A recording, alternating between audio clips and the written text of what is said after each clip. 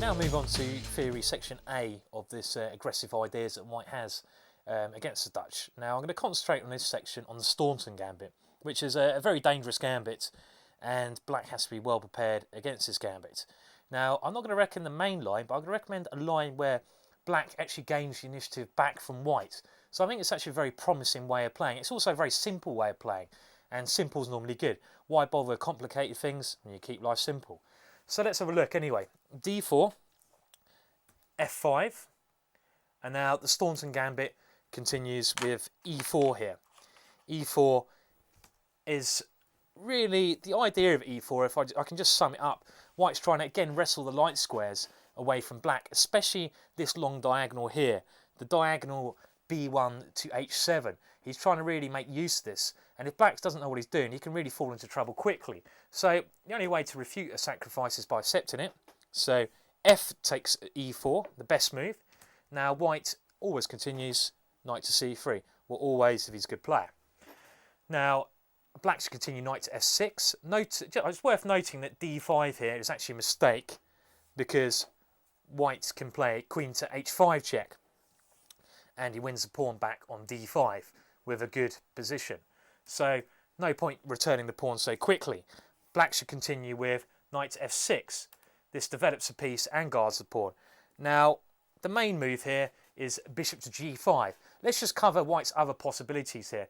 White's two other possibilities are F3 and G4. Let's start with G4. This is quite a funky move and quite a dangerous move. The idea of G4 is to play G5 and just push the Black knight away. Now Black should play H6 here to stop this move, which looks quite dodgy because it leaves a big hole on G6, but also White has weakened himself by playing the move G4. Now typical play could continue F3. White's really got to open up as many diagonals and squares as he can, and here Black should play D5 now. This move D5 controls the pawn on E4, and it gets ready to develop the light square bishop on C8. For example, if White now plays G5, we can just capture on G5, bishop takes G5, and here we can just play bishop to F5, and Black's got a very promising position because he's pawn up with a big pawn on E4, and his development is very easy. Obviously you should try to aim to castle queenside here. So G5 is not the best move after D5, so let's go back a couple of moves and see what else White can try to do here in this position. After H6, well, H6 G5, sorry, H6 F3 D5, H6 F3 D5. White should probably play H3 here. Now, if you're an adventurous White player, maybe give this a go. I'd probably give this a go in 3-minute chess or something. It looks like quite a fun way to play. I don't think it's sound, but it's quite fun. Now, Black should just try to develop as quickly as possible here. Something like knight to C6, pawn takes C6, so pawn takes E4, pawn takes E4, bishop to E3, and now E4, E5, and now E5 is a good move with some complications, but I think Black's doing fine here. Remember, he is a pawn up. So that's really G4. As long as Black remembers to play H6 against his G4 idea, Black should be quite safe. Again, there's a lot more research you can do into that line if you're an adventurous player, but I don't think it's too much to worry about. There's a reason why not many people play this G4 idea. So let's go back to the main position. What else can White play after knight to S6 here? Well, he can also try F3, which is an interesting move here. White's trying to offer another sacrifice of a pawn to open up some more lines. Now, I wouldn't recommend capturing on F3 here. I think if you do capture on F3, White gets too much development. For example, knight to F3. And I like White's position. Okay, he's a pawn down, but he's ready to go bishop D3. He's ready to castle kingside and launch a quick attack against the Black King. So like I said at the introductory game, start this DVD, don't be greedy, don't take too many pawns. Think about trying to hold on to your pawns, maybe even give back the pawns. Don't get greedy, very important thing to remember. So what should Black do after this move F3? Well, I'm going to recommend D5.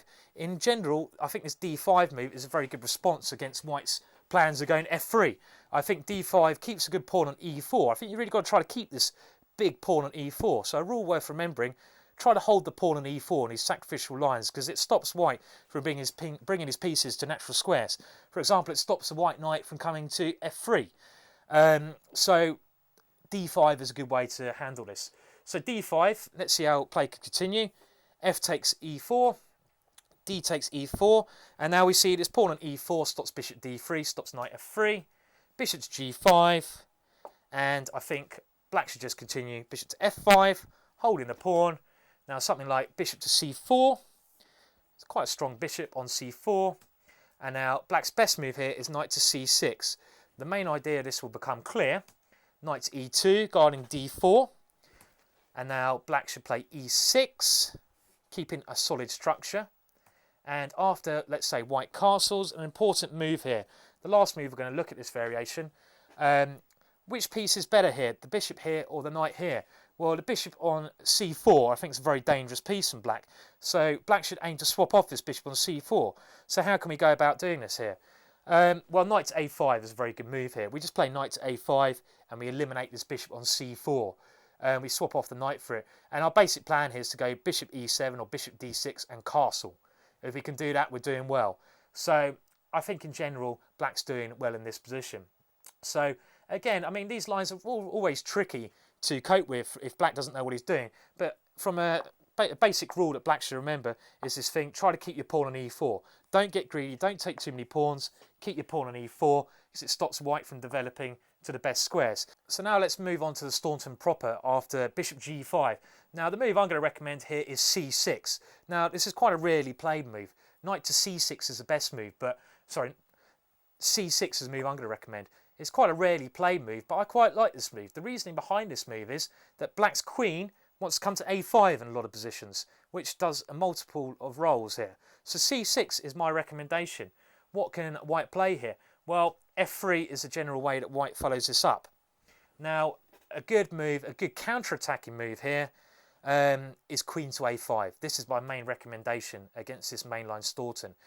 If black plays d5, we transpose back into some lines we've already looked at, but the problem is that black's played this move c6, maybe the knight wants to be on this square. Again, d5 is very possible here, and I think black's still doing okay, but I'd rather return the pawn immediately and create some counter chances with queen to a5. I think this is a very promising counter strike. Attacks the bishop on g5. For example, if now white can capture the pawn back, it's basically following my philosophy of return the pawn as quickly as you can to wrest initiative from your opponent or to make your position solid. So for example, if white captures on f6 here, black just plays e takes f6, white can win his pawn back on e4, and now a lovely little trick I found here in this position. Bishop b4 is very sensible. I like this move, bishop to a3. A little funky move there. We're trying to make advantage of the dark squares around the king side here. Now, I think black's got a promising position here. He's ready to castle, his king's very safe, he's in control of dark squares. So that's what happens if white tries to take the pawn immediately back after queen to a5. So what else can white play here? Well, I think it's best not for white to take this pawn immediately. I think white should try to keep some tension in the position. So after queen to a5, I think a better way to continue is queen to d2 here. Queen to d2 makes a lot of sense. We're trying to castle queenside. And now one of the other points behind this queen to a5 here, let's play active chess. Pawn to e5. Trying to liberate some pieces, create some counterplay in the centre. Now, basically, white's got two main moves here. Bishop takes f6 or taken on e5. Now, we're going to have a look at what happens if he takes on e5 first, which I don't think is very worrying.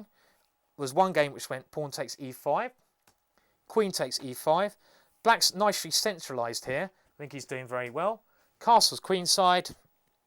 And now black just plays bishop to b4. And it's a very comfortable game here. White's already got their own problems here. And black's ready to castle. So again, I think this is a very safe position. This is why I like this idea of c6 moving the queen around. I think it's a very promising idea. Let's get the initiative back. I haven't had a chance to play this yet, but my opponents be aware. I will play this, and the next time I know my opponent's going to do the Staunton. So let's go one more line we should look at here. After queen d2, e5.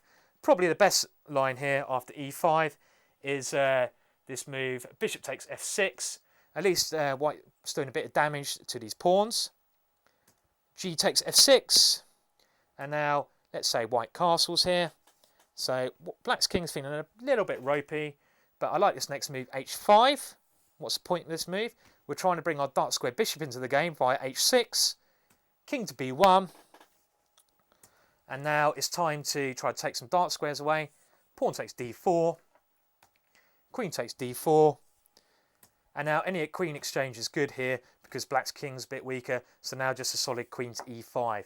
This is one of the main points behind queen to a5, to swap the queen around to the centre of the board. So I think that really sums up the Staunton. That's all you need to know to play against the Staunton. I don't want to overcomplicate things because I don't think we need to. I think in the main line, where white plays bishop to g5, it's worth remembering this idea of c6 and then queen to a5. The queen on a5 performs a number of roles. It pins the knight on c3, and it comes vertically across the board to attack the bishop on g5 and to defend on e5, like the position we have in front of us here. So another thing you've got to remember as well, in these lines where white tries to play a quick f3, I recommend never taking on f3. I think white gets too much play for this. Try to hold the pawn on e4 if white tries this f3. This is standard against a lot of these ideas, and I think black's really got nothing to worry as long as he plays active and doesn't get too greedy.